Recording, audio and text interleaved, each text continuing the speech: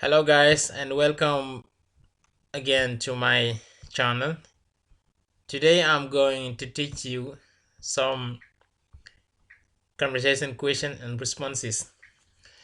Ok, da leen a jàmm baax waa si njàngu anglais tey diñ leen andil genre benn maanaam genre question et réponse benn conversation donc moom leen andil tey quelques vocabulaire daal.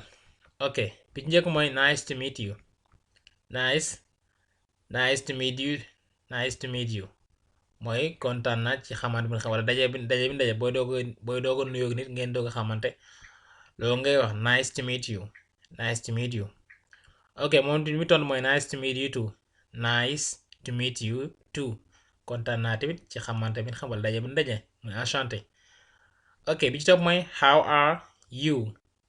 How are you. How are you.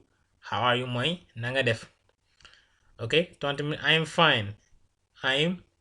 I'm fine mooy maa ngi ci jàmm. And you ak yow nag na nga def maanaam. ok, what's your name. What's your name. What's your name mooy noo tudd. My name is Abdou. My name is Abdou. maa ngi tudd Abdou. How old are you. How old are you mooy ñaata at nga am. ok, mu toll na ko I am 20 years old. I am 20 years old. maa ngi am 20 ans. ok, where are you from. Where are you from mooy fan nga dëkk wala fan nga jóge. mu ne ko I am from Senegal. I am from Senegal maa ngi jóge Sénégal wala Sénégal la dëkk. ok, mu topp ko ne ko mu dox ko where do you live in Senegal.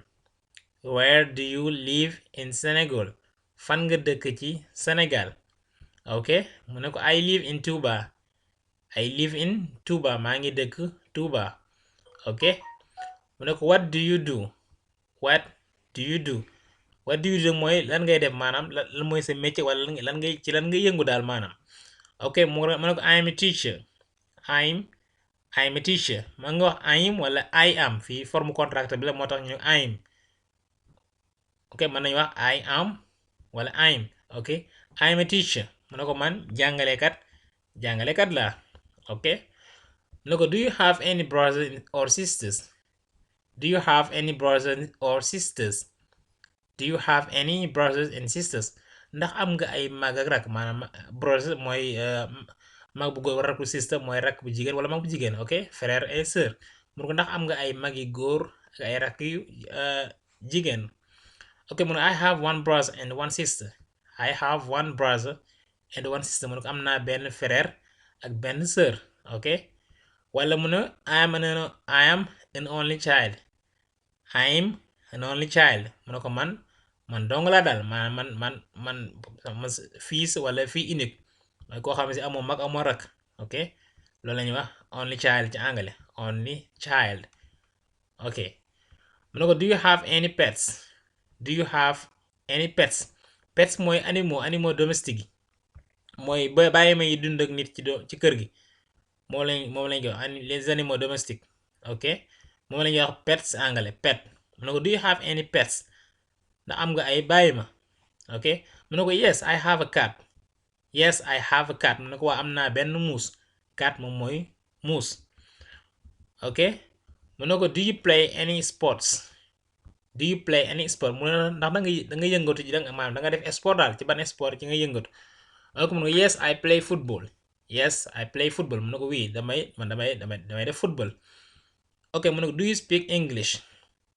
Do you speak English. Do you speak English ndax da nga wax anglais. ok, mu ne ko yes I speak English. Yes I speak English waaw man damay wax anglais wala man dégg naa anglais. Do you understand. Do you understand ndax comprendre nga. mu ne ko I don't understand. I don't understand. ok, I don't understand or I don't know. I don't know mooy xawma je ne sais pas. ok, it doesn't matter. It doesn't matter doesn't matter mooy ça ne fait rien mooy amul problème wala amul solo. I don't care. I don't care mooy je m'en fiche bi ne def leen ci attention booy wax ak mag na bul ko utiliser des fois ngay wax sa xarit ak yooyu man nga foog moom pour nga wax ko ok mais bu dee mag yooyu doo ko wax. I don't care. I don't care mooy je m'en fiche wala I don't mind. I don't mind mooy ça ne me dérange pas comme par exemple mën naa ñëw bëgg ma ndax mën na maa toog fii nga ne ma non am problème amul solo. I don't mind ok bi topp mooy how do you say ok how do you bu fekkee da ngaa bëgg wax laaj dara ci anglais comme nga bëgg benn mot xamoo benn baat nga bëgg wax naka la nga wax ci anglais loolu mën nga wax question bi how do you say par exemple ma def yi mburu in English comme exemple how do you say comme boo xamoo mburu ni ñu koy wax anglais question bi ngay posé mooy how do you say mburu in English. How do you say mburu in English naka la ñuy waxee mburu ci anglais ok how do you say mburu in English ok bi topp mooy can you help me. Can you help me ndax mën nga maa dimbale. Can you help me. To help mooy verbe aider ok what is the matter. What's the matter. What's the matter lan mooy problème bi lan mooy mbir mi maa lan moo xew ok bi mooy I have to go. I have to go mooy il faut ma dem maanaam dama war a dem. I have to go ok goodbye. Goodbye moom mooy au revoir comme boo amoon sa xarit ngeen tàggoo mën nga wax goodbye wala nga ne ko see you soon. See you soon mooy ba beneen yoon wala à bientôt. See you later ba tey à plus tard. See you later wala see you tomorrow.